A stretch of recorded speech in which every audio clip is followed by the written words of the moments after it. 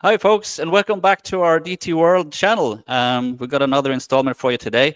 I'm sure you would have loved to rather listen to the beautiful song Bend the Clock rather than seeing my face and hearing my voice. But we do have a really cool guest with us today, and it relates to the clip you just saw. It's the visual director and the man behind all the visuals that you've seen Dream Theater bring on stage and in their music videos over the last few years. Please welcome Wayne Joyner. Wayne, thanks for joining us. Yeah, thanks for having me, man. Appreciate it. So Wayne, for the folks that don't know you that well yet, can you give us a quick intro of yourself, your background, and how you came to start working with Dream Theater? Yeah, sure. So my name's Wayne, and I do all the visuals and videos and stuff you see behind the band when they're on tour. And this is my fifth tour with the guys so far. I mean, if you count Dream Sonic and a few of the other, little mini tours in between. But no, I've been working with the band since 2018. I came on board for the Distance Over Time tour and the anniversary to Scenes from a Memory. So that tour was my first foot into doing Dream Theater stuff. So I've been with the band for a while now, and it's been just the most amazing gig ever. The guys are all gentlemen and heroes on and off stage. So I love working with them. It's fantastic. Well, the work you've done with them over the years is absolutely incredible, and we'll get to that part in a bit. But how do you land a gig like that? Obviously, like you've been working uh, within your field for years, and I understand you're working out of Atlanta, and you've been involved with Prog Power for many years, and Right. a lot of Dream Theater fans are also huge followers of the bands that have frequented Prog Power over the years. So, can you tell us a little bit about the work you've done with them?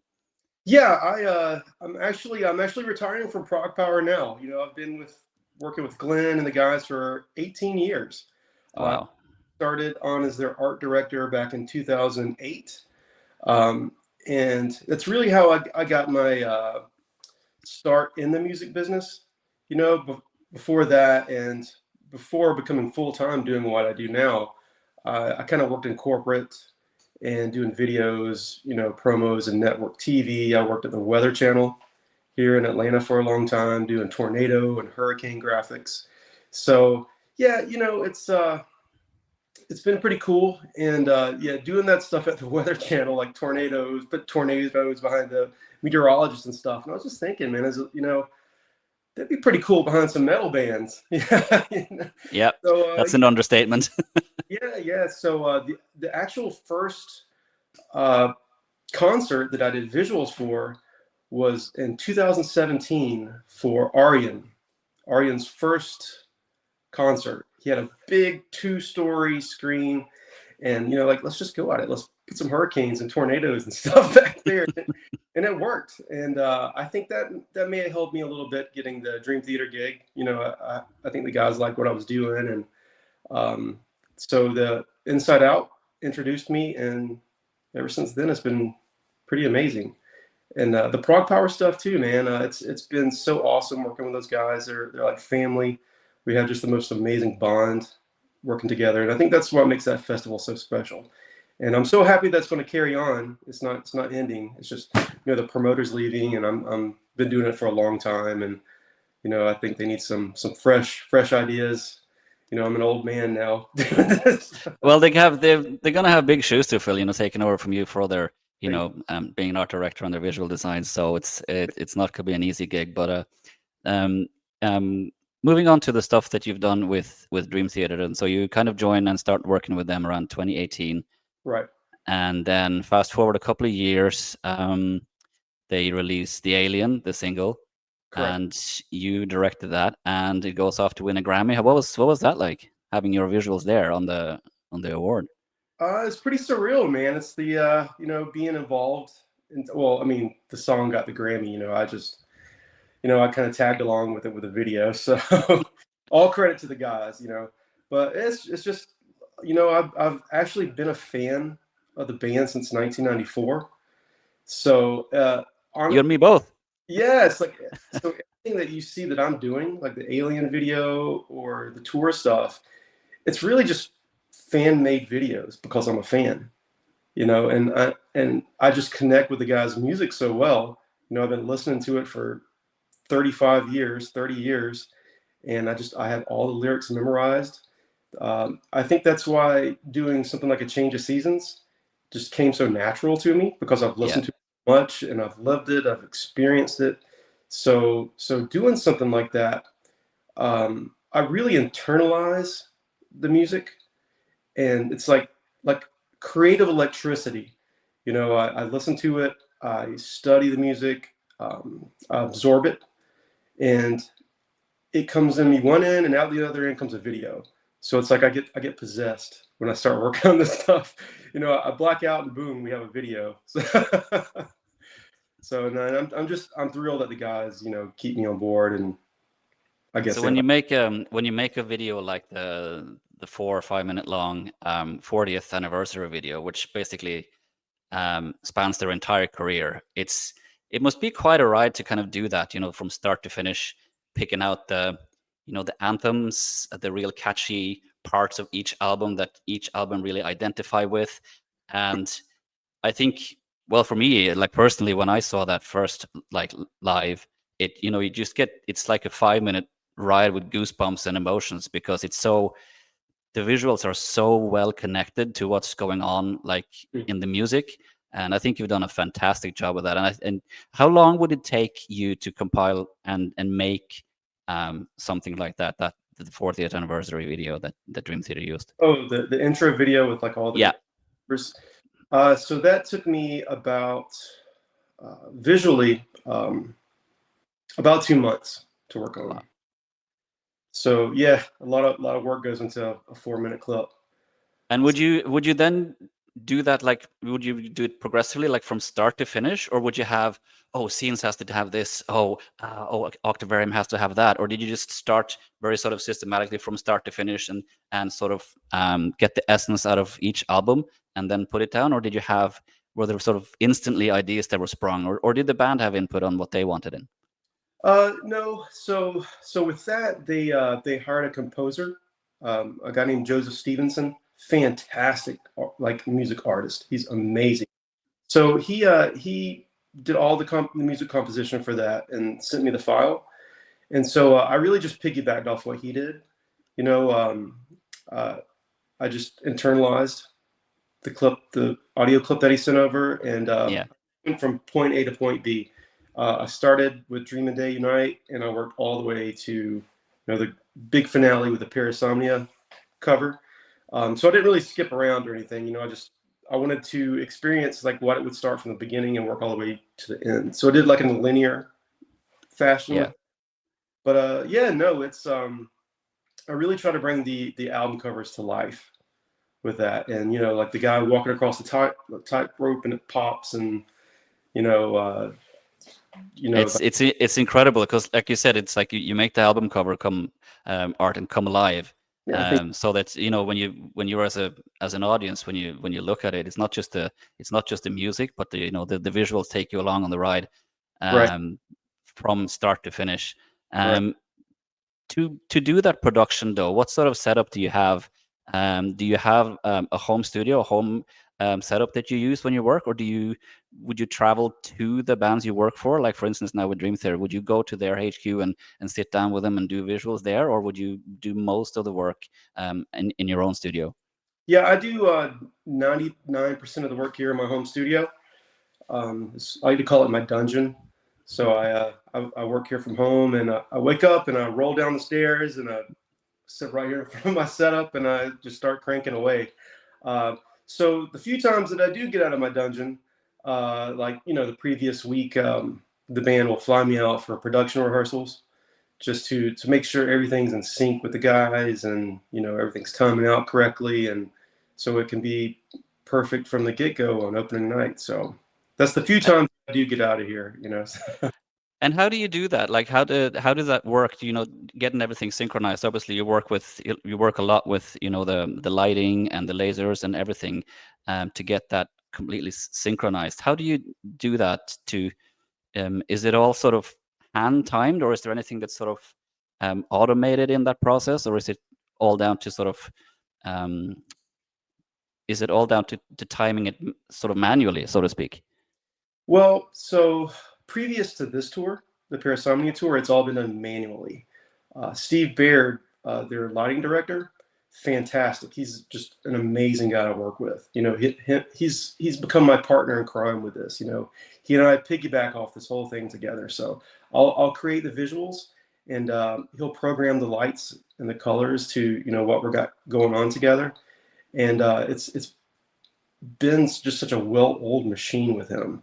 You know, it's fantastic. So speaking of that, coming into this current tour, so they're doing Parasomnia. It's put to time code. You know, so it plays out visually just like it does on the album. So we have all these segues and movies between each one of the visuals. Say like "Are We Dreaming" is put on that time code, and then it goes right into "Bend the Clock." So that's all on time code. So that's one of the reasons why I had to go for production rehearsals, to make sure that time code's tricky. So to make sure that it all plays out perfectly and in sync.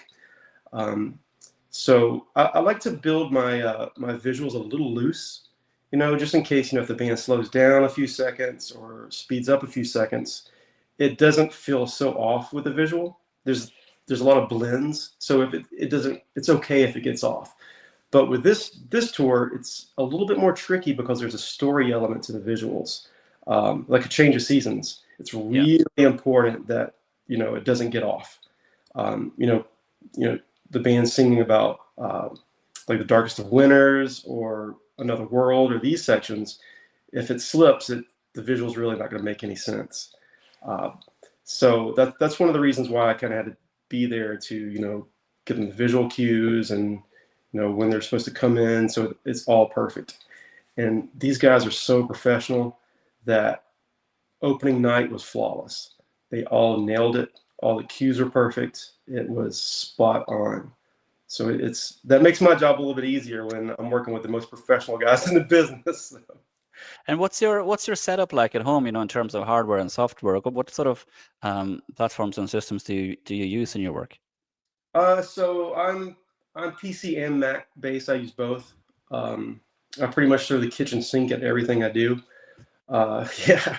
So yeah, I do hand drawn stuff. I'll draw out animations. I'll do 2D graphics. I'll 3D model stuff. As you'll see, like in Change of Seasons, it's every single style of art is in there. There's actual film video clips. There's a hand drawn section. There's motion graphics. There's 3D animation. It's it's everything. There's no stone left unturned. Everything's thrown at it. So, And when you create your material, how do you go about creating something that's timeless, if you know what I mean? Because your work stays, like, it stays there, it stays with the song, it'll be associated with the song and their live performances till forever. So how yeah. do you go about creating something that will stay timeless? It's going to be, it'll look cool now and it'll look cool in 10 years. It's like something that appeals to everybody. How do you what's your approach to kind of achieving something like that? Oh man, that's a tough question. I hope it stays timeless. I don't know, man. It's I think just because their music is timeless, that the visual that's associated with it, I think, lucky for me that it hopefully stays timeless with the music. But yeah, I don't know, man. It's like these guys, they don't go out of style. So hopefully what I'm doing stays in style with them too. But I do update visuals from time to time. So the show that I did for Scenes from a Memory, that was done in 2018. And when Mike came back on board, he wanted to update a few of the visuals. We updated Fatal Tragedy Yeah. and the others. So I do update it, as time goes on, to make it more timeless or an updated vibe to it. So.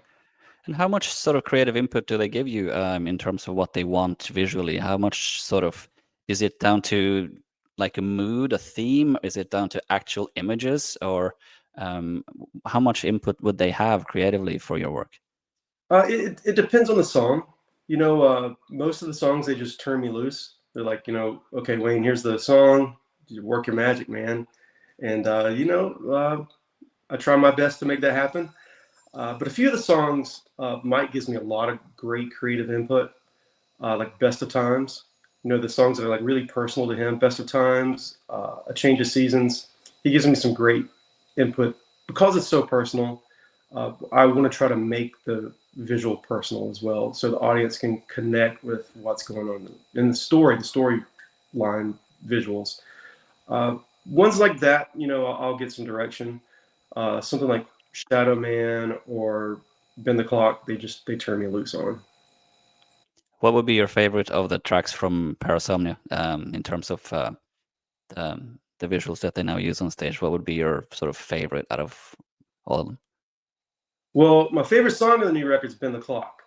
And so as far as visuals go, when I was working on it, probably Bend the Clock was my favorite one.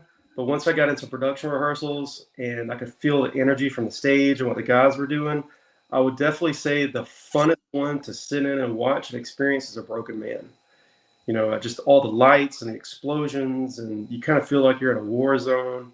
It's fun to experience. Tell me about the Big Shadow Man. Who came up with that? The I don't know. You know, I showed up for rehearsals and they were practicing, you know, inflating it and timing it out, and I was like, man, that's so cool. It's this was awesome. So yeah, I don't know. But I did get to see the first tryout of it. So Speaking of you mentioned Bend the Clock there. They just released a new music video. Were you involved in the production of the music video at all? no, I wasn't. Okay. Would they the past music videos that they've done, apart from the Alien, which other ones have you worked with for them? As far as official video goes, or Yeah. let's see. Well, kind of like the story behind doing those are what the band likes to do is I'll build the visuals that I'm building for the tour. They're actually made for the Blu-ray, so I'll build them as a visualizer to go with the Blu-ray that they release, like with their art books, and then I'll convert those over to tour visuals. So each there'll be like one or two songs in there that John will reach out. And he's like, "Hey man, so we're going to use this visual as an official video or an official visualizer that we'll release on YouTube. So we'll need to make that one a little bit more special than the other ones." So A Broken Man was like that. That became an official visualizer. So that one got a little bit more attention than other ones would. The Alien was like that. That was kind of like, hey, this is going to be our big single, so we need to make this one a little bit more special. Distance Over Time, it was probably Pale Blue Dot. Got a little bit more attention than the others.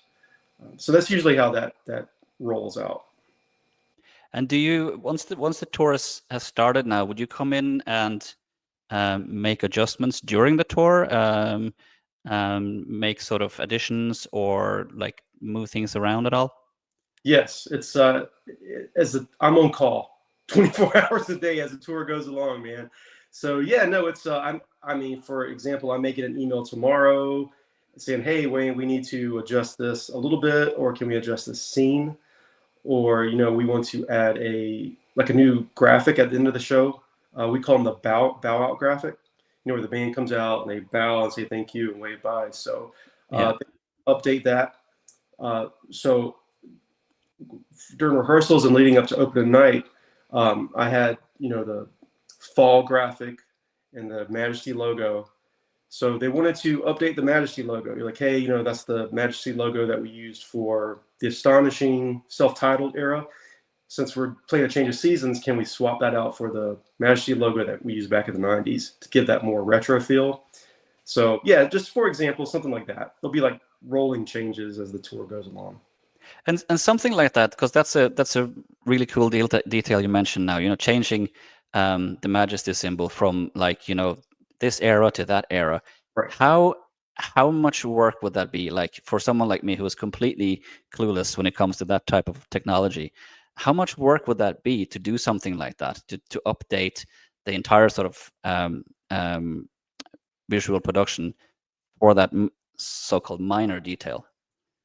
So that actually is not very hard at all. You know, since I've already built the graphic, it's just going in and swapping out that logo. and just load it up in Dropbox and send it over to Steve, the lighting director, and he pops it right in the show, and it's ready the next night. So it's Wow. a fast process.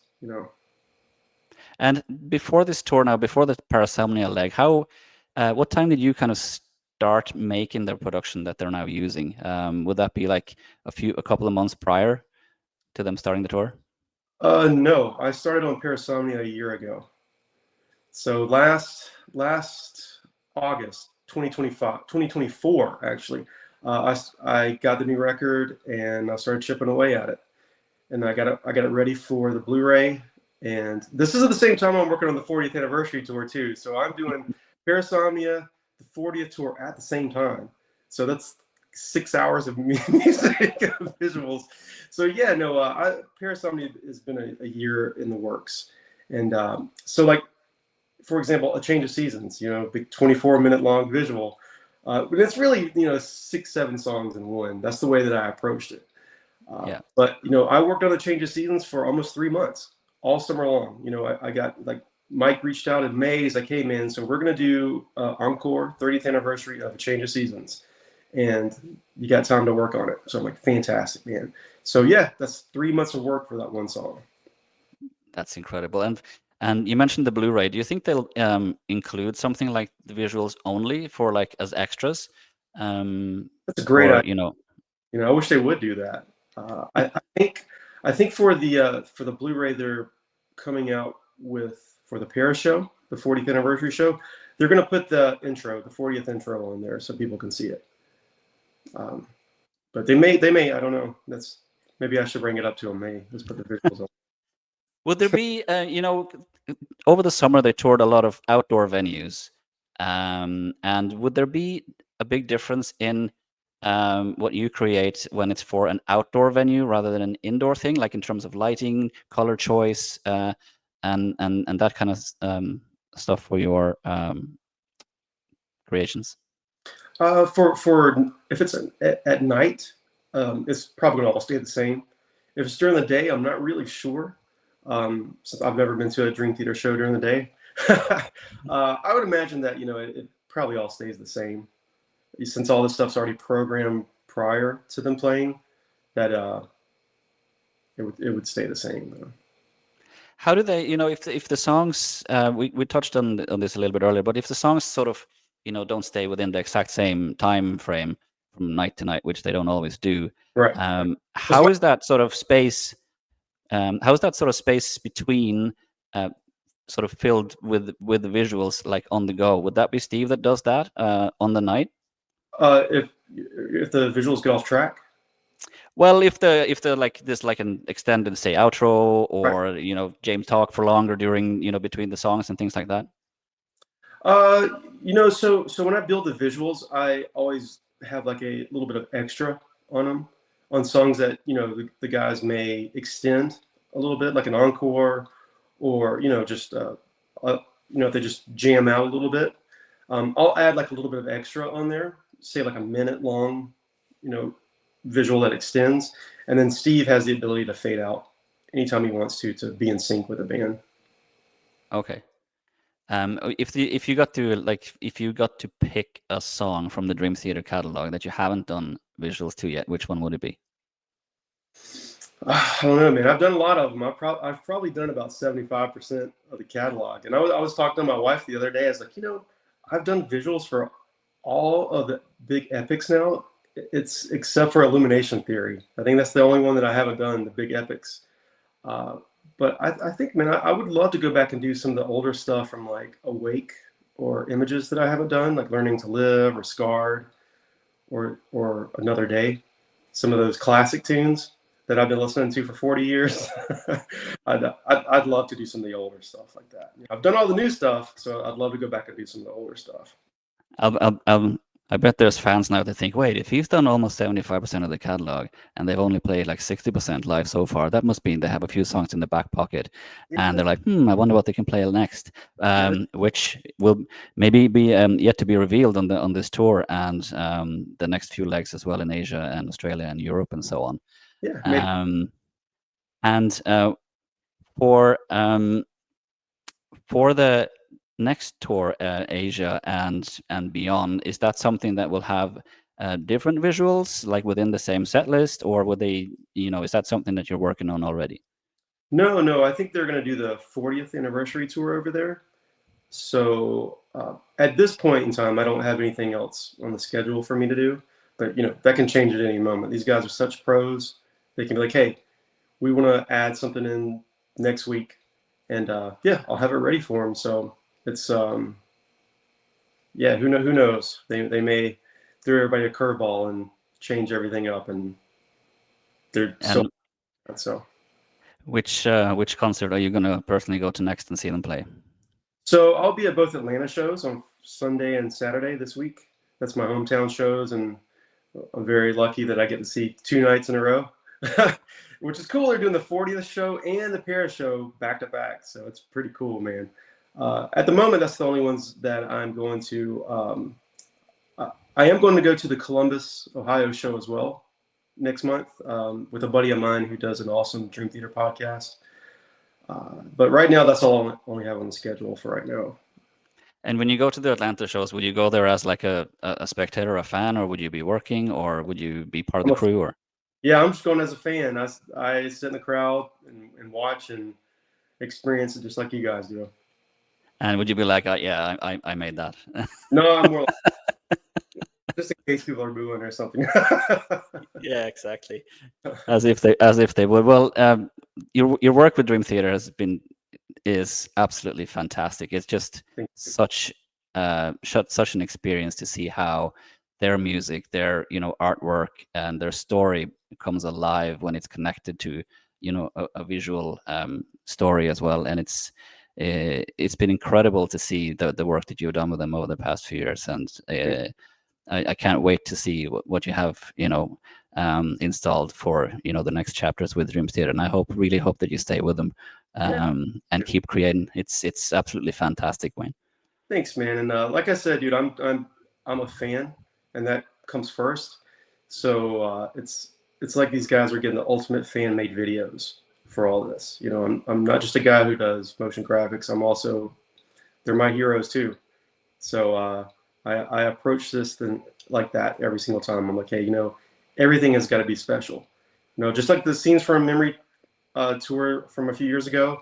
I was at the very first one. They did 1999, and I was right on the front row in front of John, and I caught his guitar pick. And 20 years later, I got to do the visuals for that, and I still have the guitar pick.